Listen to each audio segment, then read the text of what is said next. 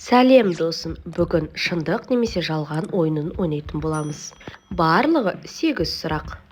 Мен сұрақтар қоямын, сен сол сұрақтың шындық немесе жалған екенін табу керексің. Ал ендеше дайын болсаң, біз бастаймыз. Бірінші сұрақ. Пілдердің бақалардан биік секіретіні шындық па?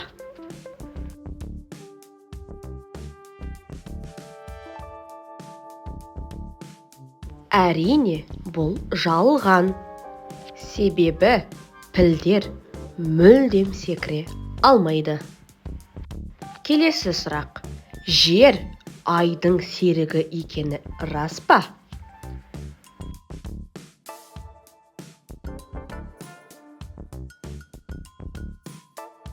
Әрине, бұл да жалған. Өйткені жер айдың серігі емес, керісінше ай жердің серігі.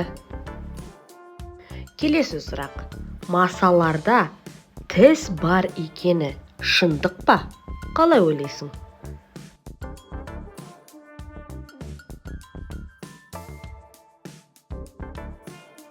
Бұл шындық.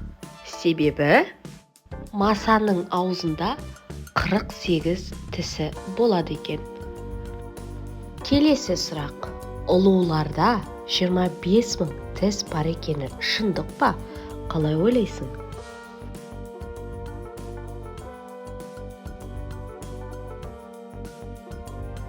Бұл шындық. Ұлулардың 25 000 тісі бар. Ең тісті жануар бұл бақша ұлуы. Өзінің тісі көп болғанымен қорқынышты және қауіпті емес. Негізінен бұл нағыз тіске ұқсамайды.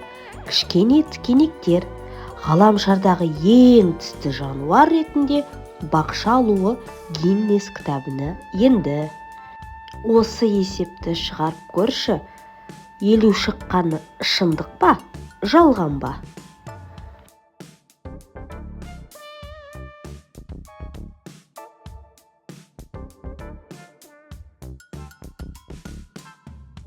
Әрине, бұл жалған.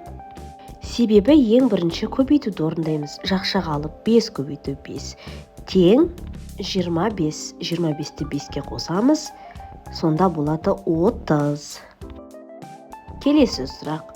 Абай Құнанбаевтың 45 қара сөзі бар екені шындық па?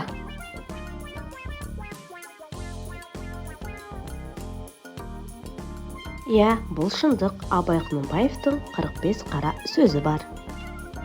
Ананас жемісі пальма ағашында өсетіні шындық па?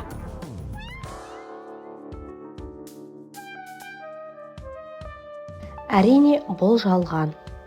Пальма ағашында өспейді, кәдімгі жерде өседі. Ал ең соңғы сұрақ. Сен осы видеоға лайк басасың. Шындық па, жалған ба? Қайсысын таңдайсың? Осымен ойынымыз аяқталды. Егер де ойын ұнаса, менің парақшама тіркеліп, лайк басып, пікір жазуды ұмытпаңыздар. Келесі кездескенше.